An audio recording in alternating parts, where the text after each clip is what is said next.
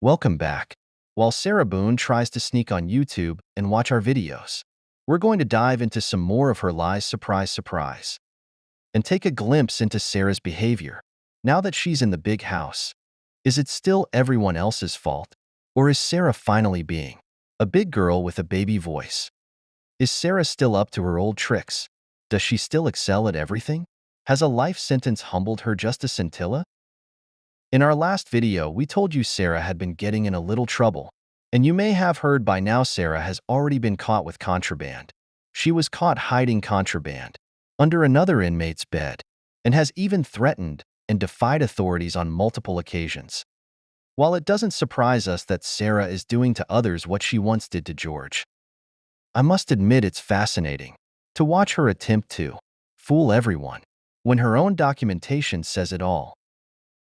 People speculate why Sarah continually denies her prison breakfast. That's because she is living high on the hog, getting lots of donations, and has plenty food in her cell. Sarah is hoarding contraband, fighting with inmates, and receiving disciplinary write-ups. Basically not following the rules, causing trouble and dancing with the dogs. Let's watch Sarah try to outsmart prosecutors. His whole family despises me. I'm afraid That has nothing to do with it. Yes, it does. Now, your testimony, it seems like you spend day after day finding things to entertain Mr. Torres to do, correct? Yes, Almost like having a child. You have your own child, correct? I do. What you described sounded like having a small child, would you agree? That's your interpretation. Okay. Well, you take him from doing arts and crafts to doing puzzles, so on and so forth, correct? When he's been drinking, yes. Okay. And Mr. Torres was notorious for doing some of these things, correct? What do you mean? Well, you described Mr. Torres as being notoriously known for doing things. You described your ex-husband, Brian Boone, notorious for doing things like nagging and calling all the time. You remember your testimony calling people notorious for doing things? Yes. What would you say people would say you're notorious for? I don't know.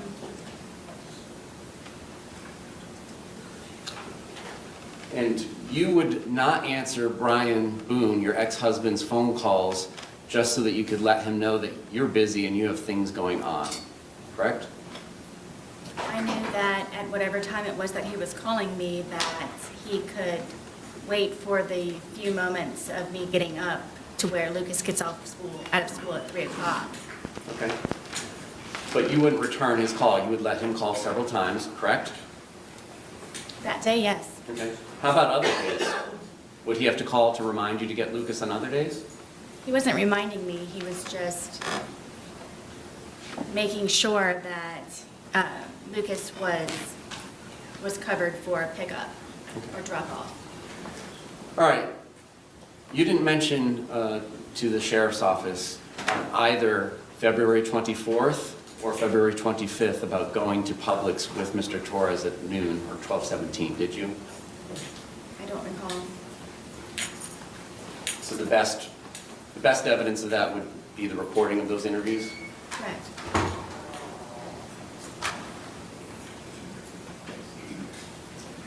Did you not remember going to Publix with Mr. Torres that day? At what point? At any point? No, I didn't. You had indicated to the police that it was about 4 p.m. that you all had started drinking after doing chores. Do you recall that? I do. And your testimony today was that it was really more after you guys went to Publix at about 12:17 p.m., correct? Yes. And you did not tell the truth to the police, correct? I'm sorry, I didn't hear the question. You did not tell the truth to the police about that, correct? I did not. And when they were asking you about Mr. Torres's injuries, you told them that you had nothing to do with it, correct? Yes. And that was not the truth. Correct.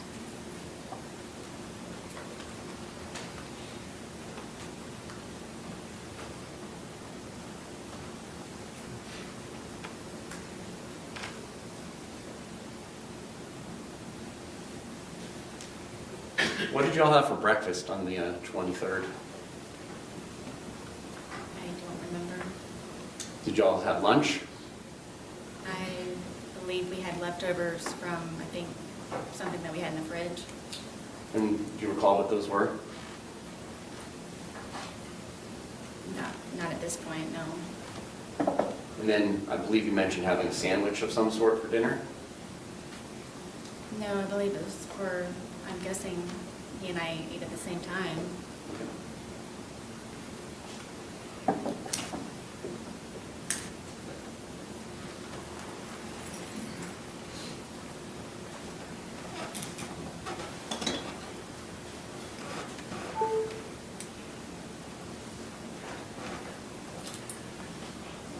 And at one point, Mr. Torres called his brother Juan, correct? Yes. And do you admit that you were yelling in the background, telling Mr. Torres to tell his brother that he had been choking you? I don't know if I was yelling. I know that he could hear me through the phone. Okay. So how long had that been going on that day? When did you start getting on Mr. Torres about choking you in the past? He and I had had conversations about it because he didn't remember doing it to me. And the next day and the day of. Is it fair to say that there are just points in time where you don't remember what you do either, correct? Are you talking about almost 5 years ago? I'm talking about from drinking. Is it fair to say that you don't often remember things that you did while you were drinking? I would not say often. Okay. In the course of your relationship with Mr. Torres, are there things you don't remember happening that happened the night before between you and him? I can't say that at this point. But you said that you don't remember taking that photograph at 11:03 p.m. on February 23rd, correct? Yes.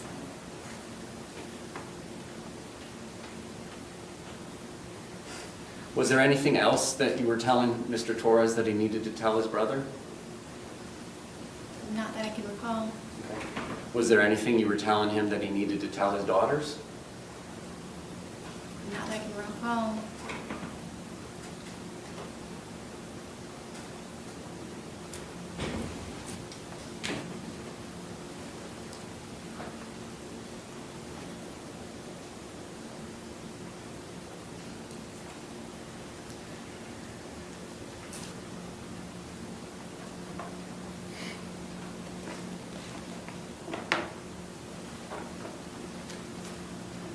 Now, you indicated that Mr. Torres would use your phone to look at pornography. Correct.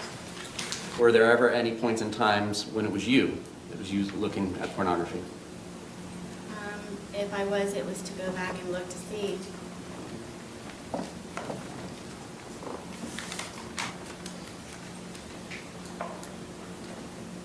Did you ever threaten to get Mr. Torres arrested if he did not do what you wanted him to do? I wouldn't say threaten. Okay. Well, were there ever points in times where you would like him to call you or return a call, and if he didn't do that, you would threaten to get him arrested? It depends on if he had my keys or something that I needed from him. Okay. And it was your townhouse, correct? Mine, yes. Flush hours. When did you get him off the lease? I'm not sure what year it was, but I don't think he was actually removed from the lease. Okay. I think he was made a different type of tenant. And did you change the locks so that he couldn't get back in at the points in times when you kicked him out? I did sometimes. Okay. And then would you leave the key in the hiding spot that he was aware of? Oh, it should be somewhere in here if they didn't find it. There were multiple hiding places. Okay. On any of the 911 calls, did you ever mention that Mr. Torres was aware of where you kept your keys and that's how you got back into the house? I didn't know I needed to. Okay. He would never break into my home. All right, and it's your testimony that you did not push him down the stairs, correct? Yes. And in fact, it was him that dragged you down the stairs the night before, correct? Yes. Now, by dragged, did you leave your feet? Yes. And did you get scrapes on your knees or anywhere from the carpet? I'm not sure. I don't. Did you get any injuries, like bruises or abrasions or scrapes? I was missing a wad of my hair. Yes, that was on the stairwell. Okay. And you agree that you were photographed on February 24th when the police came out, correct? The day of the incident? Well, the afternoon after the incident. We're not sure when he passed. Yes. Some of those photographs showed ashtrays inside your house. I thought you said you guys couldn't smoke inside your house, We couldn't. but you did, right? Sometimes, yes. I'm afraid That has nothing to do with it. Yes, it does. And you agree you would go to the hospital and tell them things that were not true, correct? Yes. There were times where you would go to the hospital and leave without getting treatment, correct? Yes. And is it fair to say that you often had alcohol in your system when you were going to the hospital, correct? Sometimes. His whole family despises me. I'm afraid That has nothing to do with it. Yes, it does. All right, so just to summarize the day to make sure we understand it. You all wake up sometime in the morning, but it's an unknown time, correct? On February 23rd. Or early afternoon. Yes, I had a problem with the detectives and them having me guesstimate times. Okay. Are you the kind of person, like most of us, that uses your phone when you wake up? No. So the first activity on your phone may have nothing to do with when you woke up. Is that fair for you? Yes, other than looking at the time possibly. Okay. So, at some point you wake up, it doesn't sound like you have breakfast, correct? Correct. You do some chores, correct? Yes. So that is true. That part of it is true. You did do chores before going to Publix at 12:17? Yes. All right. After chores, you go to Publix and you get that 1.5 liter Magnum bottle of Woodbridge Chardonnay, correct? I'm not sure what Magnum is. 1.5 liters. Instead of the 750s, it's the double size. It's like 2 bottles of wine. Okay, yes. So you got a 1.5 liter, right? Yes, it is the larger bottle. And you got home and it's bottles left from the night before, correct? Yes.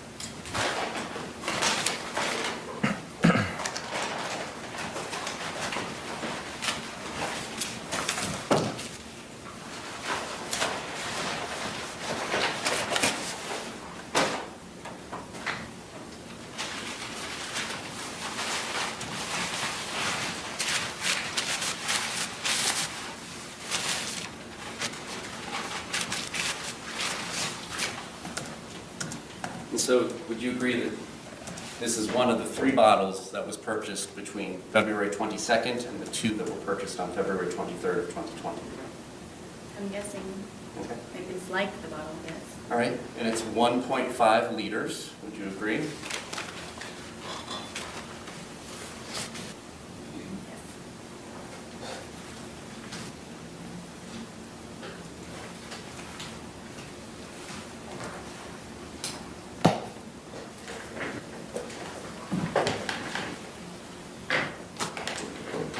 And when you say half, are we talking about to the top of the label was left from the day before? Oh, goodness, no.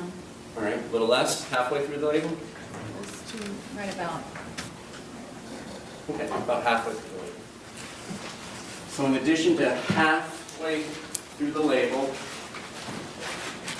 which you began consuming after going to Publix at about 12:15, correct? So you all would have began consuming around 12:30, is it fair to say, when you got back? I can't tell exactly. Okay. And after finishing what you all had left over from Saturday, the 2 of you consumed 2 1.5 liter bottles, correct? I'm not sure about the second bottle that he purchased, if it was empty or not at the time. Well, you did mention that the police would find 2 empty bottles in the top of your trash, correct? Yes. And we did all see that in the photographs, correct? See that they Two. were empty in the garbage, yes. All right, and you say you were about 100 pounds at the time? Yes. And we all know Mr. Torres was 103 pounds at the time of his death, correct? That's what they said. What was your level of intoxication at this point in time when the first video was filmed at 11:12 p.m.? Do you mean from lack of sleep or alcohol? From the alcohol. What was my level? What were you feeling? Did you have trouble with your balance? I was more tired than anything. Did you have trouble with your balance? I don't believe so. So you were able to flip a suitcase over with a 100-pound man in it, right? I mean, yes, it happened, Okay. How about your speech? Do you feel like your speech was slurred? clearly. How about your inhibitions? Do you feel like you were doing things that you wouldn't do when you were sober? I wasn't thinking about that. Well, on reflection, do you feel like this is something you would have done when you were sober? I didn't know me and George.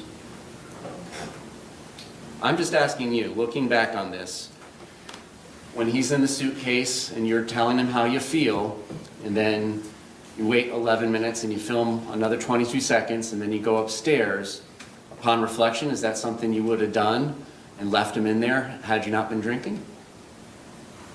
I don't know. I can't say. Okay. If I was scared, then it would be something. Okay. All right. Now, today you testified about the time frame between the two videos, correct? Yes? So you came down from the shower where you were hiding, correct? Yes? And as you're coming down the stairs, before you even get to the bottom of the stairs, you can kind of see over your shoulder or towards your right that he's trying to hide in the suitcase, correct? Yes. And the lid is down, but it's not closed, and you can tell he's hiding in there. It's not a great hiding spot just yet, right? Correct. And so you come over to him, and you're laughing, right? Yes. And you move the suitcase around some before zipping it shut, right? No. No? You immediately zip it shut? Yes. Okay. And you're both still laughing about it, correct? Correct. All right. And then it's during this course of time, how quickly is it after you zip it shut that you begin filming the first video? I don't know without watching it. I don't know. Okay, I mean, the video's not going to catch you zipping him up because you're like 10 feet away, right? How quickly after you zip him up is it before the video starts, is my question. I don't know. Okay. And then during that 9 minutes and 14 seconds is when he begins to get angry, correct? What, 9 minutes? Between the two videos, there's 9 minutes and 14 seconds between the end of 1061 and the beginning of 1062 and 1063. So Say it one more time, please. between these two movies, of which there's about 9 minutes and 14 seconds, Mr. Torres begins to get angry and try and push his way out and get out of the suitcase, correct? He had been angry on and off throughout the entire day. Okay. You didn't tell us that earlier. You said it was a wonderful, fun day all day, correct? That's because I lived. Okay. But you did not tell us earlier today that he had been angry throughout the day. When would I say that? You described your entire day of doing puzzles, and arts and crafts, and outside by the dartboard, and you said it was a wonderful day and everything was fun until he was in the suitcase. Did you not testify to that earlier today? I did. Okay. My specific question between these two movies is, this is when he begins to get angry and trying to push his way out and to get out of the suitcase, correct? Angry again, yes. Okay. And he was expressing his anger in what manner? How did he say this? At which point throughout the day? Ma'am, you know very well that I'm talking about between these movies. Please answer my question. Between these two movies, how did he express his anger with you? Told me that I was going to fucking die. Okay. Now this is happening after he's already told you several times he cannot breathe in the suitcase, correct? Correct. And he's been in there for whatever brief amount of time it took you to zip him up, and the laughter stops, and then you go over to begin to film, correct? Yes. And you're filming Your purpose of filming is to kind of teach him a lesson. This is your chance to say something to him when he can't say anything back to you, correct? No, Then correct me. there was no lesson to be learned. It was just I wanted him to try to understand how I felt, so maybe he could progress in being a better person the next day. So you wanted him to understand how you felt in the past, and that's not teaching a lesson? I just wanted him to understand. Okay.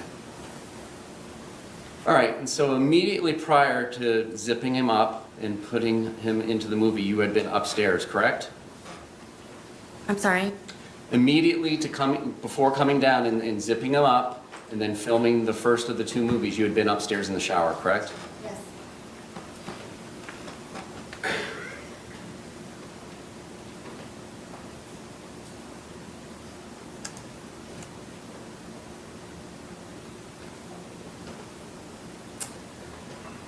I'm going to publish what has been labeled as image_1061, which according to the timeline was captured at 11:03 p.m. 31 seconds with her device. Do I have to watch this? I continuously throw up. I don't sleep. I don't want to see it, if that's okay. I know how much vodka was in that bottle. What did you think of Sarah's performance? Was she good on rebuttal? Or did she expose herself not intentionally? Is Sarah the true victim? Is this all a big mistake? Did her documentation work against her? Do you think prosecutors did a good job proving the sinister secrets Sarah tried to hide? Thank you so much for watching. See you on the next episode. Have a very happy holiday. Take care.